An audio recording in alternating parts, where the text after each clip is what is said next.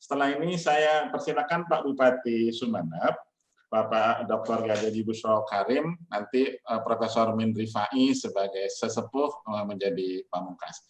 Saya persilakan Pak Bupati, mohon maaf waktunya sama 10 menit tadi kelebihan Pak Bupati Pamekasan. Silakan Pak Bupati Sumeneb. Assalamualaikum warahmatullahi wabarakatuh. Waalaikumsalam warahmatullahi wabarakatuh. Bismillahirrahmanirrahim. Yang saya hormati, yang saya takzimi para tokoh-tokoh Madura yang alhamdulillah bisa menjadi tokoh nasional. Di sini hadir Bapak Mahfud dan yang lain-lain. Serta yang saya hormati pula para bupati se-Madura, Bapak Ibu hadirin yang berbahagia. Kalau Bupati Pamekasan tadi sudah banyak menjelaskan tentang visi, misi, dan program-program jangka panjang. Karena memang baru. Kalau saya sudah hampir selesai. Hampir selesai, insya Allah nanti Februari tahun depan sudah selesai jadi bupati. Jadi saya cuma ingin menggambarkan saja bagaimana kondisi Sumeneb dan apa yang sudah kami lakukan selama periode ini. Kalau berbicara Sumeneb tentu saja berbicara luas daerah yang amat luas untuk ukuran Jawa Timur. Kami punya misalnya 126 pulau. 126 pulau. Ada satu pulau yang luasnya itu hampir sama dengan Sampang misalnya. Hingga sulit kami untuk berjalan-jalan satu hari selesai ngelilingi Sumeneb ini. Karena misalnya mau ke Masa Lembu saja itu 165 mil. Jadi kadang-kadang kalau saya berangkat dari Sumeneb itu naik kapal besar misalnya, pernah saya sore hari Kamis sampai di sana itu di Pulau Keramian yang paling jauh, paling luar, itu pas adzan Jumat. Bisa dibayangkan kami itu rombongan dengan semua kepala dinas nyapa pulau-pulau yang disebut dengan safari kepulauan. Itu misalnya 1.100.000 penduduk Kabupaten Sumeneb. Dengan berbagai latar belakang pendidikan bahkan suku. Jadi jangan heran ketika ada orang pulau itu tidak bisa berbahasa Madura. Setiap harinya itu berbahasa Bugis. Ya. Jadi karena memang dia berasal tidak asli dari Madura. Ini salah satu gambaran. Ada 126 pulau. Luasnya itu kalau Sumeneb tidak masuk Jawa Timur, karena kami punya 50.000 kilometer persegi hamparan laut, itu akhirnya apa? Ya sama dengan Jawa Timur kalau kami tidak masuk Jawa Timur dari sisi luasnya.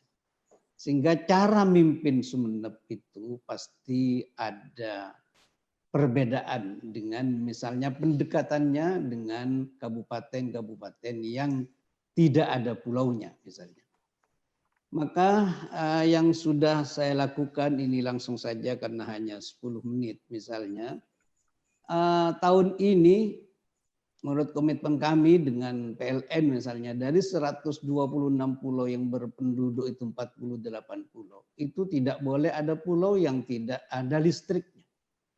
Dan tahun ini sudah akan semua terlistriki lah. Sehingga kemarin Bu Hovifah datang misalnya ke beberapa pulau itu diantaranya meresmikan PLN itu. PLN, tidak ada PLN. Kalau dulu kan cuma biasa dari kita-kita. Sekarang PLN sudah masuk dan semua pulau-pulau yang banyak itu komitmen PLN bahwasanya tahun ini sudah selesai semua. 24 jam. Walaupun tentu saja ini pasti ada tahapan-tahapannya. Misalnya, jadi memang inilah di antara kendala letak geografis. Ketika ada listrik seperti ini, maka sekarang ini sudah banyak orang kembali ke desa. Kembali ke desa. Karena di Bali sudah seperti itu, di Jogja sudah seperti itu situasinya, di Jakarta juga sudah sulit. Maka alhamdulillah dengan program kepulauan dengan listrik itu misalnya kalau di darat sudah selesai lah. Kita bicarakan lagi. masalah listrik, masalah PLN. Tetapi misalnya di pulau-pulau itu akhirnya sekarang yang biasa kerja di Bali dengan adanya listrik 24 jam dia bisa kerja di desanya masing-masing. Kalau dulu kan justru malah bahannya yang dari Raas misalnya itu. Bahannya yang dari tempat-tempat yang lain. Tetapi dikelola justru malah di Bali, dijual di Bali, dijual di Jogja, padahal bahannya itu adalah ada di Kabupaten Sumeneb. Dan sekarang ini sudah mulai di pulau-pulau kembali ke ada saja, dan itu tentu saja ada manfaat dengan PLN 24 jam itu. Nah, sekarang ini kami sedang membentuk desa tangguh. Desa tangguh. Di mana-mana kami bentuk desa tangguh itu. Apa tangguhnya itu? Minimal, walaupun banyak pastilah. Tetapi minimal itu ada 4 ketangguhan. Ada SDM-nya yang tangguh, karena sekarang ini kebetulan ada virus corona, maka di situ juga harus tangguh dari sisi kesehatan. Yang ketiga, tangguh dari sisi ekonominya.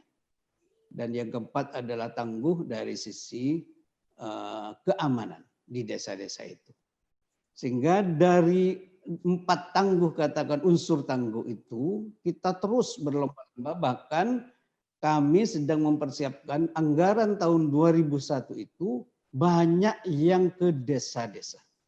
Saya sudah instruksikan dan saya sudah mulai bicara bagaimana nyusut anggaran 2021 menyesuaikan dengan dampak COVID-19 ini. Ketika orang sudah tidak lagi banyak di kota-kota, sudah tidak banyak lagi di Bali dan semacamnya, mereka kembali ke desa. Satu sisi alhamdulillah ada PLN, tapi satu sisi ini harus ada stimulan dari pemerintah Kabupaten Sumeneb. Kenapa harus desa? Ini yang kadang-kadang belum banyak dibicarakan ketika berbicara era new normal itu. Kenapa harus kembali ke desa? Karena memang saya yakin tahun-tahun yang akan datang akan banyak orang kembali ke desa karena kalah bersaing dengan pebisnis di kota-kota.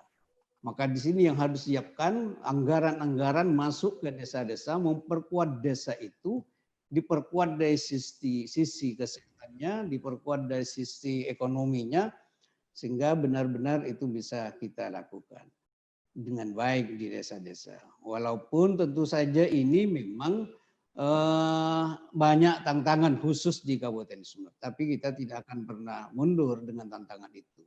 Misalnya beberapa tahun yang kemarin itu saya pernah bicara dengan Bu Rini misalnya.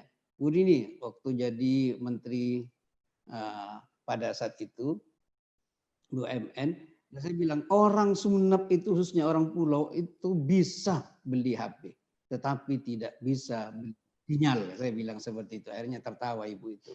Tidak bisa beli sinyal, hanya bisa beli HP. Akhirnya apa yang ada? Bu Rini langsung instruksi pada saat itu agar pulau-pulau itu harus diperhatikan. Dan dengan programnya sekarang ini hampir semua pulau itu bisa sinyal, sudah bisa masyarakat menikmati sinyal itu. Walaupun kadang-kadang sampai 165 mil jaraknya masih sudah. Bahkan kadang-kadang waktu yang pertama 4 tahun yang lalu itu jam 1 malam baru bisa hidup, nelpon semua. Terima kasih Wati, terima kasih. Karena emang itu yang luar biasa. Itu tetapi sekarang ini bisa kita lakukan tidak hanya untuk ekonomi. Sekarang di Sumeneb sudah lama, bukan hanya sekarang, sudah ada absensi online.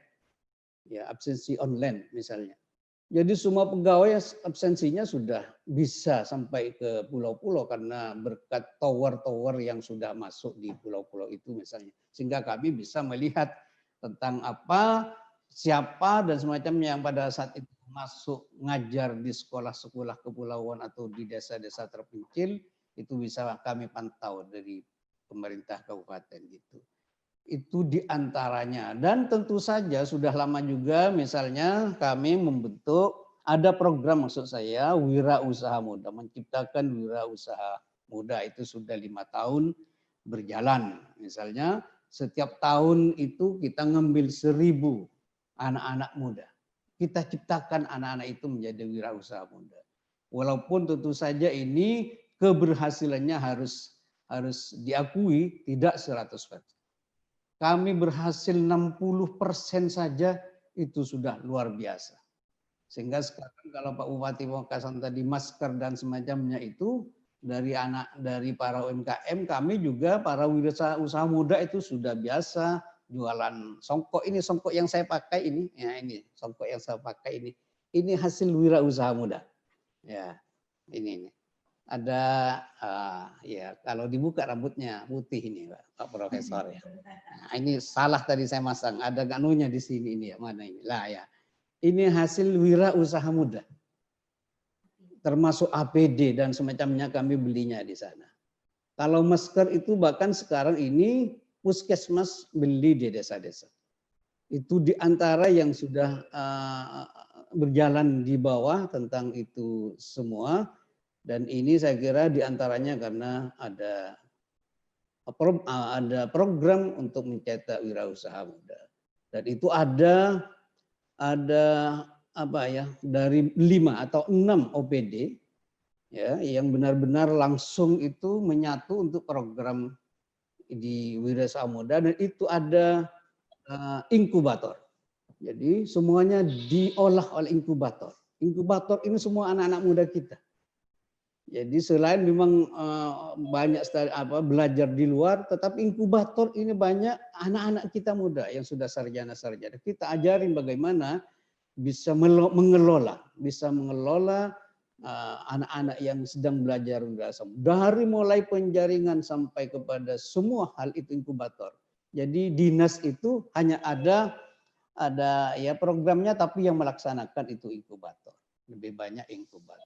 Sehingga dinas hanya nyuntik dari sisi peralatannya dan semacamnya. Setelah ada pelatihan, ada magang dan semacamnya, langsung itu ada sentra. Sentra ekonomi itu ada di kabupaten, ada yang kecamatan-kecamatan, dan itu terus bergerak di situ sehingga sumbangan dari 5 atau 6 OPD itu masuk ke program yang ada di inkubator itu. Selain itu mungkin bisa dicoba. Kalau mau ke pulau sekarang sudah ada penerbangan, Prof. Ya, jadi kalau mau jalan-jalan ke pulau ini ada penerbangan. Kalau Surabaya Sumeneb kan sudah lama, Sumeneb Surabaya lama, tapi ke pulau ini baru tahun ini. Jadi awal tahun ini sudah ada program ke pulau untuk penerbangan. Walaupun sekarang untuk sementara karena gara-gara corona ini ya semuanya ini seperti inilah situasinya semuanya.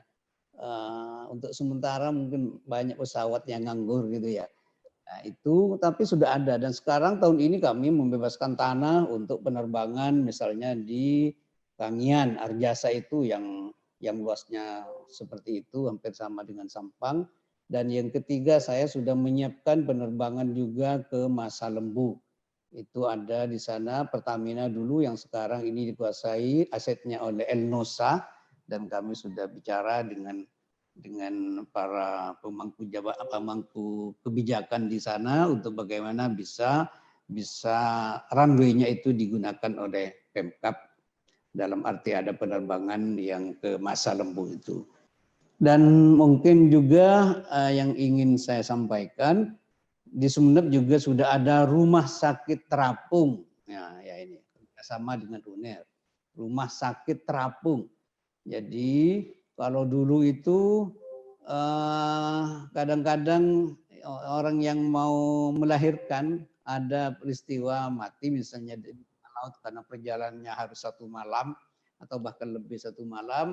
Sekarang sudah ada ya, rumah sakit terapung, dan bahkan sekarang kami sudah 2 tahun 3 tahun ini sudah membangun rumah sakit di pulau itu. Jadi tidak hanya rumah sakit terapung, tetapi kami sedang membangun, insya Allah tahun ini sudah rampung semua, dan sehingga orang-orang yang ada di pulau itu tidak harus ke Sumeneb, sudah dibangun di sana.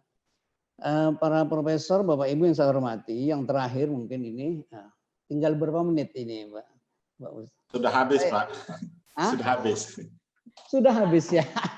Ya, terakhir saja. Kalau sudah habis, bahwasanya di era new normal ini kami melangkah kepada 3 hal. Itu aja dulu, karena ini di era new normal.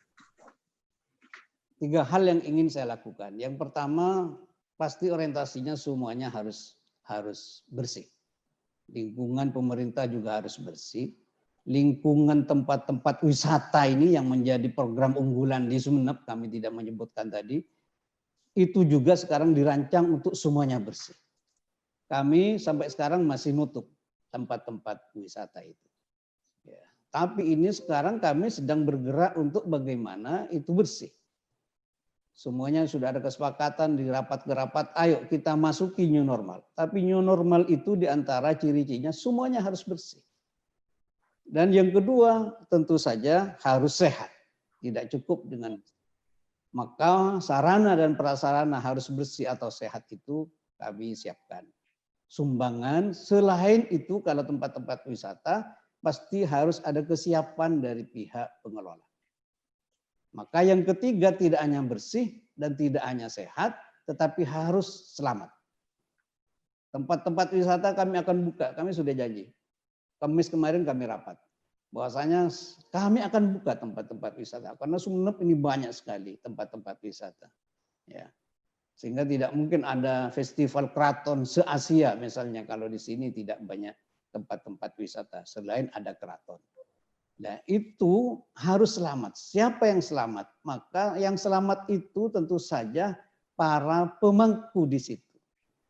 Jadi para pengelola maksud saya. Para pengelola wisata itu harus selamat. Yang kedua, para pekerja juga harus selamat. Yang ketiga tentu saja adalah para pengunjung juga harus selamat.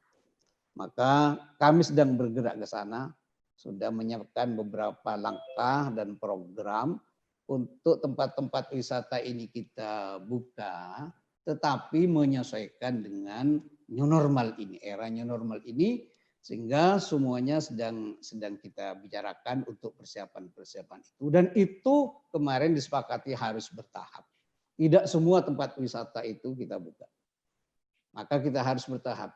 Tahap yang pertama adalah tentu saja tempat-tempat wisata yang terukur dan terdeteksi. Sehingga pengunjungnya itu terukur, tempatnya juga terukur. Sehingga kalau itu sudah terukur kita bisa memastikan ini yang boleh ke sini hanya 50% dari tempat yang disiapkan. Misalnya itu. Jadi kami sudah bicara, kami sudah melakukan langkah-langkah untuk yang seperti itu, bahwasanya ini harus terukur. Setelah yang terukur ini bisa dijalankan dengan baik, baru kami akan melangkah tempat-tempat yang lain yang lebih luas. Dan yang lebih luas lagi.